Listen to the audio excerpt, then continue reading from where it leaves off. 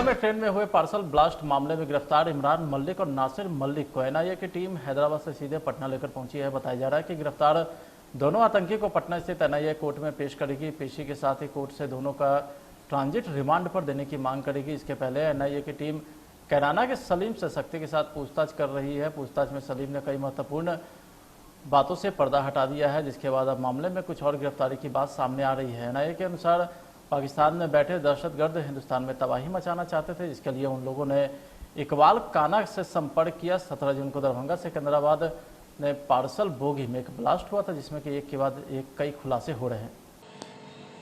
सिकंदराबाद से दरभंगा आती हुई ट्रेन जो 17 जून को जंक्शन पे पार्सल बैंक से निकलते हुए कपड़े की गठरी में एक धमाका हुआ।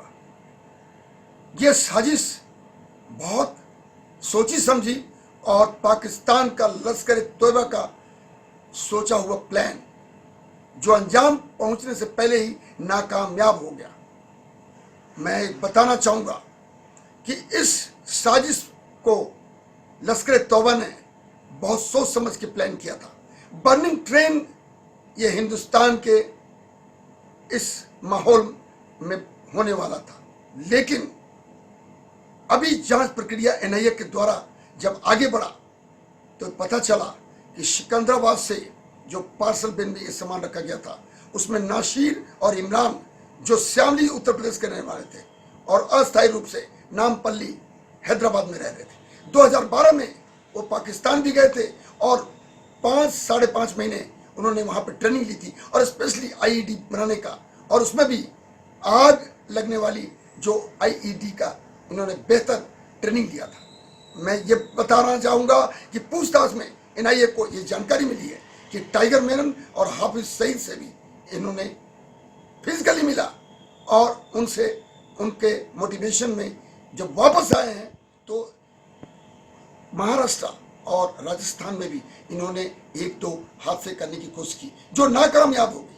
मैं बताना चाहता हूं कि एनआईए कल पटना के अंदर इन दोनों आतंकी नासिर और इमरान को एनआईए कोर्ट में पेशी करने जा रही है और उसके बाद जांच प्रक्रिया में बहुत सी चीजें जानकारी होगी कि आखिर हमारे देश में आंतरिक सुरक्षा को डिस्टर्ब करने के लिए इनके आका कौन से हैं और वो आका कहां पे हैं, चाहे वो हमारे बिहार नेपाल के बॉर्डर के नजदीक मिथिलांचल का इलाका हो या सीमांचल का।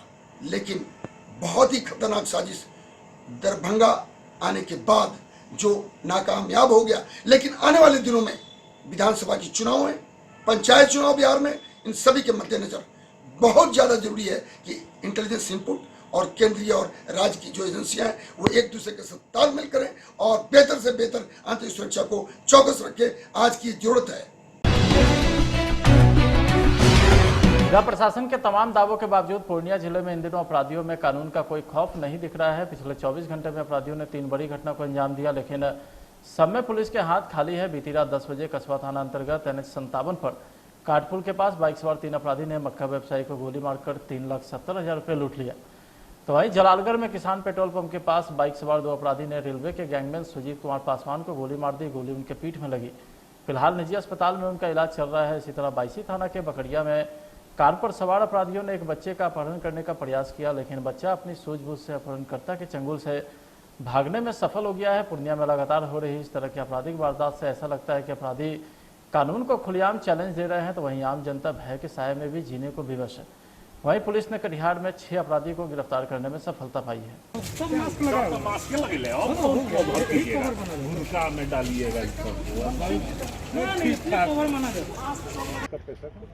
क्या सोचे, कैसे लूटे थे पूरा पहले बताइए।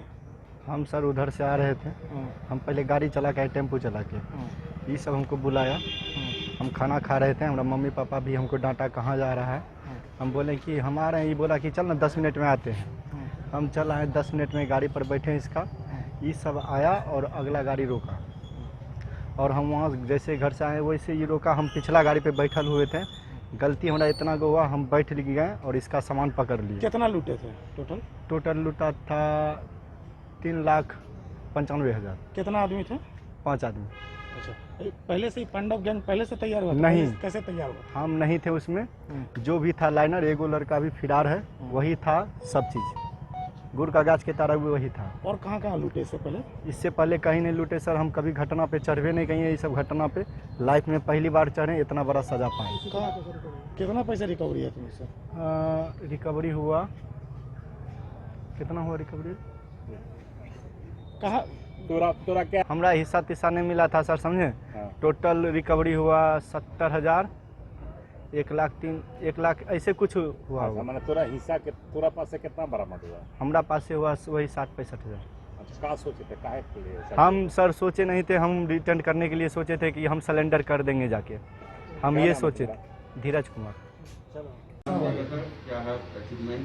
27 जून को मुफस्सिल थाना अंतर्गत हवलागंज से 5 अज्ञात अपराध कर्मियों द्वारा चावल व्यवसायी के स्टाफ से 7,25,000 रुपये की लूट की गई थी। उस कांड में वैज्ञानिक अनुसंधान तथा सीसीटीवी फुटेज एवं लोकल इंटेलिजेंस के आधार पर शामिल 6 अपराध कर्मियों को लाइनर समेत गिरफ्तार कर लिया गया है और लूटी गई राशि में से अभी तक 1,95,000 रुपये की राशि बरामद की गई है। साथ ही घटना में प्रयुक्त मोटरसाइकिल, 1 देसी कट्टा, 2 जिंदा कारतूस, 7 मोबाइल एवं अपराधकर्मी जो घटना के समय कपड़ा पहने हुए थे वो बरामद किया गया है। उनका कपड़ा सीसीटीवी के कपड़े से मैच भी कर रहा है। जो सीसीटीवी का फुटेज लिया गया उसको भी अनुसंधान का भाग बनाते हुए उस पर उसको भी इस कांड का प्रदर्श बनाया गया है। और इनकी गिरफ्तारी से नगर थाना में करीब 20 दिन पहले एक लूट की घटना जिसमें एक ड्राइवर को गोली मार दी गई थी, हालांकि उसमें राशि की लूट नहीं हो पाई थी, उसका उद्भेदन हुआ है। साथ ही 1 सप्ताह पहले एक और लूट की घटना जिसमें 40,000 रुपये की लूट इन लोगों के अपराध कर्मियों द्वारा की गई थी, उसका भी उद्भेदन किया गया है। इसमें एक अपराधी सोनू दास 1 साल पहले एक लूट के क्रम में हत्या हुई थी, उसका भी आरोप पत्रित अपराधी रहा है। तो इस प्रकार इस कांड का पूर्णतः उद्भेदन किया गया है तथा इसमें मात्र एक अभियुक्त गिरफ्तारी हेतु बचा हुआ है, जिनकी गिरफ्तारी के लिए छापेमारी की जाए। गिरफ्तार जो अपराधी है इसका आपराधिक रिकॉर्ड क्या रहा है? गिरफ्तार अपराधी में एक अपराधी के विरुद्ध लूट के दौरान हत्या करने के कांड में ये आरोप पत्रित रहे हैं। साथ ही इसमें से 4 अपराधी पूर्व में भी लूट के कांड को अंजाम दिए हैं। इनका आपराधिक इतिहास भी है और इनके द्वारा हाल के 1.5 महीने में 3 घटनाएं इस घटना को लेते हुए की गई थी। तीनों कांडों का उद्भेदन किया गया। सर, ये लोग सभी एक ही जगह से क्या अलग-अलग ग्रुप? नहीं, कुछ अलग-अलग ग्रुप के हैं और इनमें 1-2 ऐसे अपराधी हैं जो दिखावा के लिए टोटो चलाते हैं और इस चावल व्यवसायी से भी लूट की घटना के बाद उन लोगों ने अपने एविडेंस बनाने के लिए टोटो भी चलाया था कुछ देर के लिए, लेकिन उनका सीसीटीवी फुटेज भी आया है और सब बिंदुओं पर उनकी पहचान कर ली गई। लाइनर क्या भूमिका रहा है? लाइनर जो अपराधी गिरफ्तार हुए हैं और इस कांड में शामिल रहे हैं, उनमें से एक अपराधी के बराबर संपर्क में था और वो कपड़ा का व्यापारी है और उसी लाइनर के द्वारा पल पल की जानकारी दी गई कि कब दोनों व्यापारी पैसा वसूली कर जा रहे हैं और हफलागंज से जैसे वो बढ़ा फसिया के लिए इस दौरान इस घटना को अपराध कर्मियों द्वारा अंजाम दिया गया।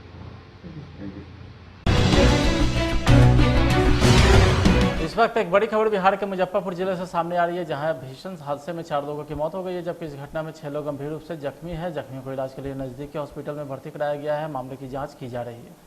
घटना मुजफ्फरपुर जिले के सरैया थाना क्षेत्र का है, जहां NH 722 पर सहदानी गांव के पास तेज रफ्तार के साथ एक अनियंत्रित ट्रक घर में घुस गई है। इस हादसे में 4 लोगों की मौत हो गई, जबकि आधा दर्जन लोग घायल हो गए। बड़ी खबर पटना से सामने आ रही है, जहां बिहार में ट्रांसफर और पोस्टिंग के दौर के बीच सरकार ने एक बड़ा निर्णय लिया है। बिहार सरकार ने 257 अफसर के तबादले पर तत्काल रोक लगा दिया है। इन अधिकारी के ट्रांसफर ऑर्डर को स्थगित कर दिया है नीतीश सरकार की ओर से। यह अहम जानकारी साझा की गई है। बिहार शिक्षा विभाग के प्राथमिक शिक्षा निदेशालय की ओर से यह आदेश जारी किया गया है। समाज कल्याण मंत्री मदन सहनी ने इस्तीफे की पेशकश की है। मदन सहनी ने कहा है कि उनके विभाग में अधिकारी का राज चल रहा है। इस्तीफे के सिवाय अब उनके पास कोई दूसरा रास्ता नहीं बचा है। मदन सहनी ने अपने ही विभाग के प्रधान सचिव अतुल प्रसाद पर गंभीर आरोप लगाए हैं। मदन सहनी के द्वारा लगाए गए आरोप के बाद अब विपक्ष भी सरकार पर हमलावर हो गई है।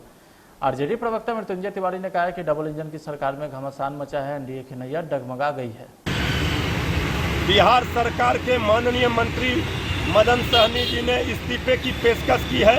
अफसरशाही से परेशान होकर के उन्होंने इस्तीफा की बात कही है। कई और मंत्री हैं जो परेशान हैं अफसरशाही से। नेता प्रतिपक्ष श्री तेजस्वी यादव जी लगातार कह रहे हैं कि बिहार सरकार में अफसरशाही बेलगाम है। यहाँ पर जनप्रतिनिधियों का कोई सम्मान नहीं है। कोई अफसर नहीं माननीय मंत्री की, माननीय विधायक की सुन रहा है। ये अफसरशाही सरकार की जो है, इससे तंग आकर के मदन सहनी जी माननीय मंत्री ने इस्तीफे की बात कही है। और कई मंत्री हैं जो इस्तीफा देने के लिए तैयार बैठे हैं। ये घमासान मचा हुआ है बिहार सरकार में। ये बिहार सरकार डबल इंजन की सरकार, एनडीए की नैया डगमगा गई है। ये किसी भी समय गिरेगी।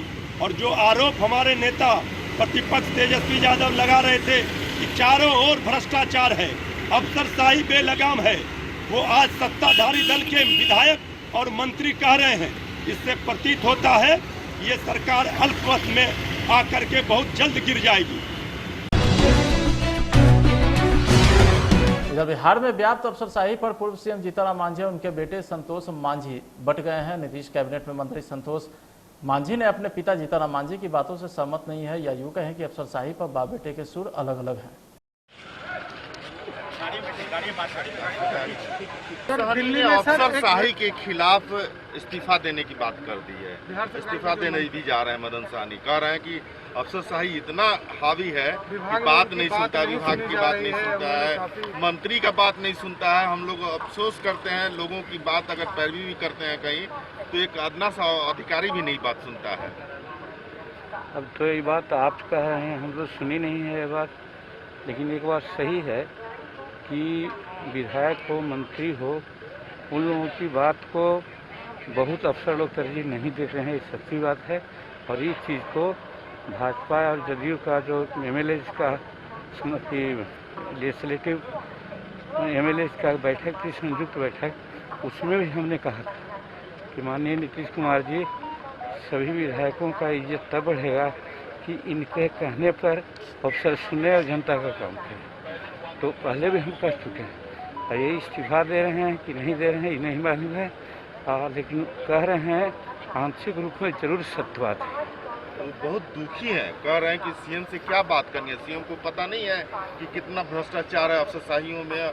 और वो चंचल कुमार से मैंने बहुत बार कोशिश की बात करने की, वो तो फोन नहीं उठाते हैं। हाँ खैर क्या करते हैं उससे अलग बात है। लेकिन जहाँ तक अफसरशाही की बात है, जरूर अफसर लोग जनप्रतिनिधियों की बात को नकारते नहीं हैं, लेकिन 20% 25% लोग एकदम नहीं सुनता है। ये बात सही है। मुजफ्फरपुर शहर का शायद ही कोई ऐसा इलाका होगा जो इन दिनों जल जमाव की समस्या से अछूता होगा। मानसून पूर्व नाले की साफ सफाई के लाख दावे किए गए हों, लेकिन बारिश शुरू होते ही सभी दावों की पोल खुलकर नजर आ जाती है। तो वहीं जल जमाव से आक्रोशित लोग मिठनपुरा थाना क्षेत्र में लोगों ने पानी टंकी मिठनपुरा रोड को बांस बल्ले के सहारे जाम कर दिया और जमकर विरोध प्रदर्शन करने लगे। लोगों का आरोप है कि विगत सप्ताह से निर्माण कार्य बंद है और बिना बारिश के ही घर और दुकानों में नाले का पानी घुस जा रहा है, जिस कारण व्यवसाय पूरी तरीके से चौपट हो गया है।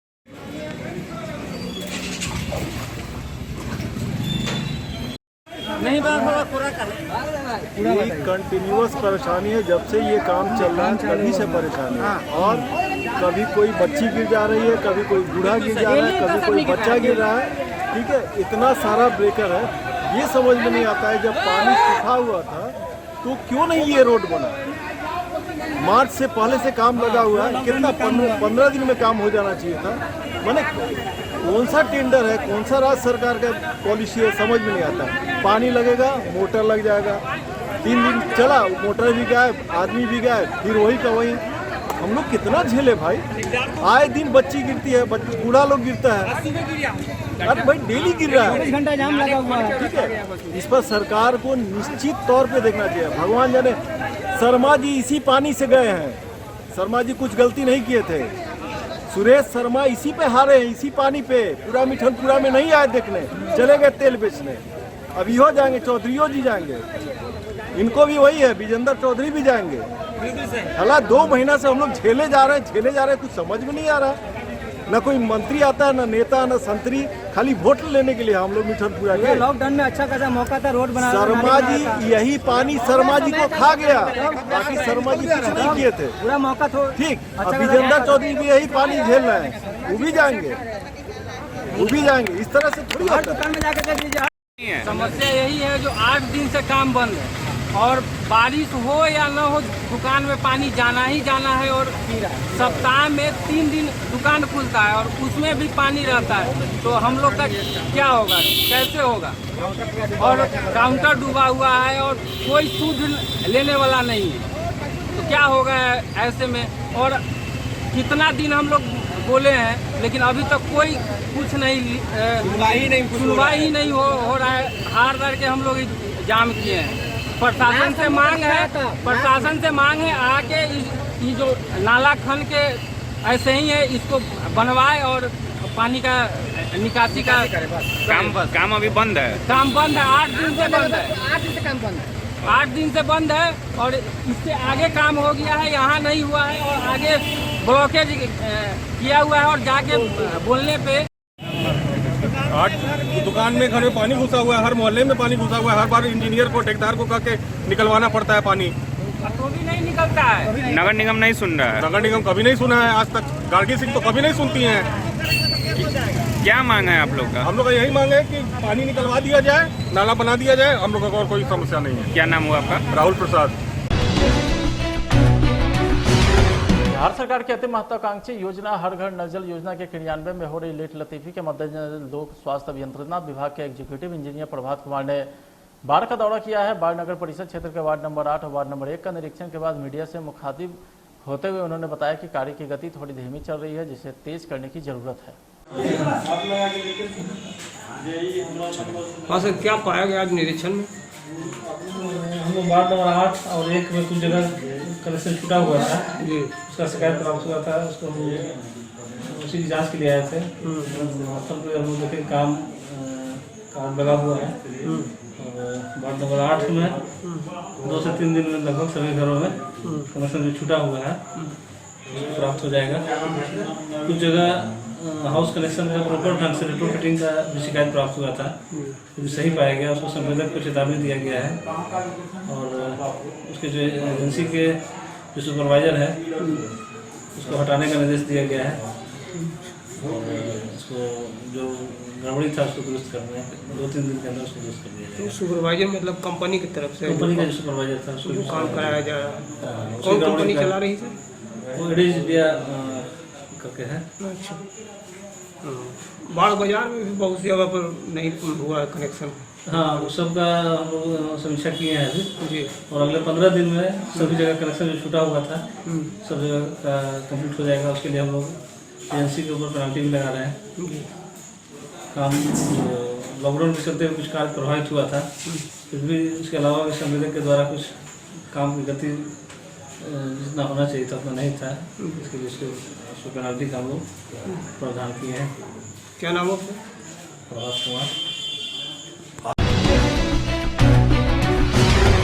खबर सासाराम से है, जहां नगर थाना के माइक्रो बाजार के पास ऑटो की टक्कर से बाइक सवार युवक घायल हो गया है। घायल नंदलाल तिवारी सासाराम का निवासी है। स्थानीय लोगों ने उसे इलाज के लिए सासाराम के सदर अस्पताल लाया है, जहां उसकी स्थिति चिंताजनक बताई जाती है।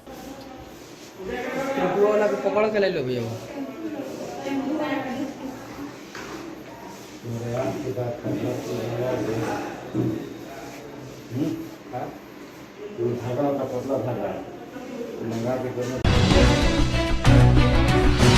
औरंगाबाद जिले में प्रभारी जिला पदाधिकारी अंशुल कुमार के द्वारा समराहाली सभा कक्ष में आगामी पंचायत चुनाव को लेकर के समीक्षा बैठक आहूत की गई। इस बैठक में 10 चरणों में चुनाव कराने हेतु ईवीएम मैनेजमेंट प्लान बनाकर विभाग को भेजने का निर्देश दिया गया है। बैठक में आगामी पंचायत चुनाव के दौरान ईवीएम मशीनों का फर्स्ट लेवल चेकिंग कराने हेतु सेंटर का चयन करने का भी निर्देश दिया गया है। साथ ही प्रखंड वाइज बजरी और काउंटिंग हॉल बनाने हेतु आवश्यक कदम उठाने के भी निर्देश दिए। अपना प्लानिंग उसके आधार पर क्या हो सकता है जो 10 चरण में उन्हें उसको जो 2 चरणों में अधिकतम मतदान केंद्र होंगे उसको जोड़ करके उन्होंने आकलन किया। आज के आधुनिक युग इतना हाईटेक हो गया है कि लोग अपने अपने घरों में एक से बढ़कर एक चीज़ लगाकर अपने शौक को पूरा करते हैं। राजधानी पटना के बड़े बड़े होटल या फ्लैट रिसोर्ट में गए होंगे, लेकिन अपने जलपान लिफ्ट शायद ही कहीं देखा होगा। मेहंदीगंज के दीपनगर निवासी अनुज कुमार अपने घर में ही जलपान लिफ्ट लगा लिए हैं। इस लिफ्ट का खासियत यह है कि कोई भी आदमी किसी फ्लोर पर हो, काम उसी फ्लोर से अपने मन मुताबिक वस्तु को हासिल कर सकता है। अनुज के घर कोई अतिथि आता है तो किसी को ऊपर या नीचे जाने की ज़रूरत नहीं पड़ती है। बस मोबाइल पर ऑर्डर करे, कुछ देर में गर्म ठंडा जो भी हो अपने फरमाइश के वो तुरंत आ जाता है। अनुज यह तोहफा अपनी पत्नी को देना चाहते हैं ताकि कोई भी अतिथि आ जाए तो उन्हें परेशानी न हो।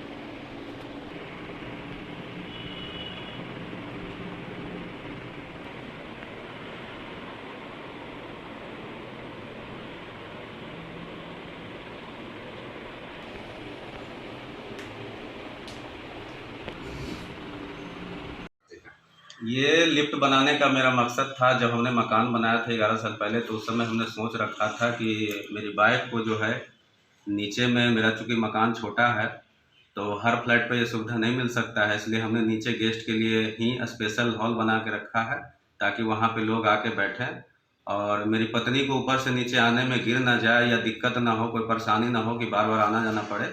इसलिए हमने इस लिफ्ट को 11 साल पहले सोचा था और आज इस लिफ्ट को 2021 में इसको बना के पूरा कर दिया है और ये हमने अपने वाइफ को सुपुर्द कर दिया है उनके प्रेम के लिए। अपना परिचय बता दीजिए। मेरा नाम अनुज कुमार है और मैं दीपनगर पटना सिटी में रहता हूँ। खबर रोहतास जिला के डेहरी या कोरी पर की है, जहां कोरी गोला थाना क्षेत्र के चांदी गांव में एक विवाहिता की गला दबाकर हत्या कर देने का मामला सामने आया है। मृतक खुशबू देवी के मायके वालों ने दहेज के लिए हत्या का आरोप लगाया है। बताया जाता है कि रोहतास थाना के बखनौरा निवासी खुशबू की शादी चांदी गांव में हुई थी। रोहतास के बखनौरा पंचायत के सुंदरगंज का रहने वाला चौधरी की पुत्री से हुई थी। आरोप है कि शादी के बाद से ही दहेज के लिए प्रताड़ित किया जा रहा था।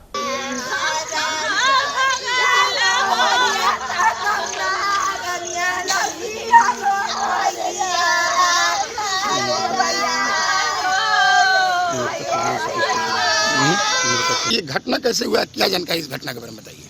हम शादी में सर पहले गए हुए थे, ठीक है।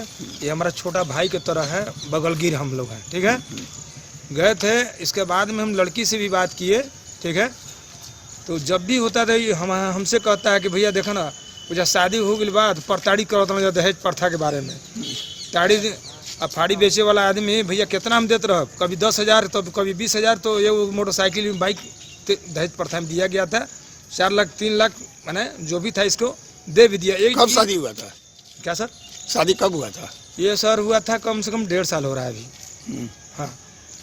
बाल बच्चे भी हैं? बाल बच्चे को दूध मुहा बच्ची है 4 महीना का। कैसे मौत हो गई फिर, क्या लगता है? देखिए हमको तो अनुमान लग रहा है सर, हमेशा जो है ना प्रताड़ित लड़की को किया जा रहा था। अब गरीब घर के लड़का ये भी है, आप चेहरा से भी देख सकते हैं, ताड़ी की दुकानदारी था इसका, ठीक है। कितना लड़का मैंने दे सकता है? कौन लड़का है? क्या नाम है मृतका के? खुशबू देवी है नाम। कौन गांव के मामला घटना हुआ है? ये तो सर चांदी का है, जयपुर चांदी का है। कौन थाना पड़ता है? कोड़ीगोला थाना में पड़ता है। मैके कहाँ है? सुंदरगंज है, रोहतास सुंदरगंज, बकनौरा पड़ जाएगा पंचायत हम लोग का। इसकी मौत कैसे होगी फिर? सर देखिए हमको आशंका यही बन रहा है कि जब प्रताड़ित लड़की को किया जा रहा है, बार बार किया जा रहा है कि इतना दे उतना दे, हमेशा ही गरीब आदमी इस वजह से दे रहा था कि एकमात्र वही लड़की थी, ठीक ना। 2 बच्चा इसका है और 1 लड़की है, इसी वजह से लाड प्यार में जनबे करते हैं सर कि देना पड़ता है। इसके साथ क्या किए? प्रताड़ित हमेशा कर रहा था, हमेशा प्रताड़ित करने का मतलब सर कि हो सकता है दहेज प्रथा हमेशा अब अपाची गाड़ी का डिमांड हो रहा था। तो कैसे मौत होगी इसकी? सर ये तो मौत हम लोग गए तो डेड बॉडी यही देखे कि रस्सी लगा हुआ था, ठीक है, बांधा हुआ था और चौके पे लेटाया हुआ था। और क्या हम कहें सर? तो क्या लग रहा है, फांसी लगाया है कि क्या किया गया है? फांसी अपने से लगाई है लगी लड़की सर, घटिया के मुआया गया है। आप कौन है? हम बगलगिर हैं सर। क्या नाम है आपका? हमारा नरेश चौधरी नाम है। जैसे ये घटना हुआ है, क्या जानकारी है घटना के बारे में? घटना हुई देख ली गईली वैसी पार्क के चौकी पर, और घर में कोई न रहे, गईली तो ओकर बूढ़ी रहे, हम जाके लड़की में दोनों बेकत लपटा गेली जा, आई दोनों फरार हो गए सब, माई बेटी सब, ओकर घर में कोई न रहे। कौन गाँव का मामला है ये? यहाँ अकोड़ी वाला चांदी के। मैके कहाँ है इनकी? रोहतास सुंदरगंज बकनौरा पंचायत। ये आपकी कौन है? बेटी बा। कितना उम्र होता होगा? 20 बरस। कब शादी किए थे आप? पर साल लॉकडाउन लागे से पहले। क्या लगता है कैसे इसकी मौत हुई है? वो का यहाँ पूरा दबावल बा नेटी, पूरा घर दू हाली बोलल बा, बाबा हम ना जियब हो, बाबा हम ना जियब हो बाबा, और सब घर घलावत हलन सो, और दू हाली बोल ओकरे में फिर हम वहाँ गाड़ी से फिर चल दिली जा टेम्पू करके, और ओकरे बाद आवत यहाँ तो कोई घर में नहीं खे, बुढ़िया वो रहे, अब बुढ़िया फिर हमने के देखलक वो भाग गिलक, हमने बेटी में लपटा गिली जा। आपको क्या सूचना मिला था? सूचना वही मिलल तो गली जा तो देख ली जाती पूरा ऐसी सुतल बही, और देखा जाती पूरा दम ऐसे ये सब फोर्स लोग गलन जा, सब अपना चेक उक कैलन जा, ये सब गाला उला तो सब लिखा पढ़ी भैलक, और ओकरा बाद फिर हम लोग के 12 बजे वहाँ 11 बजे रात के भेज दिलन जाते, जा वहाँ अथी कराबो, पोस्ट ऑफिस कराबो पोस्टमार्टम के लिए। हाँ। कहाँ है? सासाराम। सासाराम तो अली जा हमने तो रात ना भूलते है बेरा भी मैंने कि अब हुई। क्या नाम है मृतका के? खुशबू। खुशबू। आप कौन है? राम पूजन। क्या नाम है? राम पूजन चौधरी। कौन गाँव के रहने वाले? सुंदरगंज। कितने साल पहले शादी किए थे? साल भर हो गई। बच्ची भी है? हाँ। साल से थोड़ा सा ज़्यादा है। कटिहार के मुफस्सिल थाना अंतर्गत हफजागंज रोड में बीते 27 जून को बाइक सवार 5 अपराधी के द्वारा चावल व्यवसायी के कर्मी से 7,25,000 के लूट की घटना को अंजाम दिया गया था, जिसके बाद पुलिस छानबीन शुरू की और छानबीन के क्रम में घटना में शामिल लाइनर और सेटर समेत 6 अपराधी को पुलिस ने गिरफ्तार किया है तथा लूटी हुई रकम में 1,95,000 रुपये को भी बरामद किया है।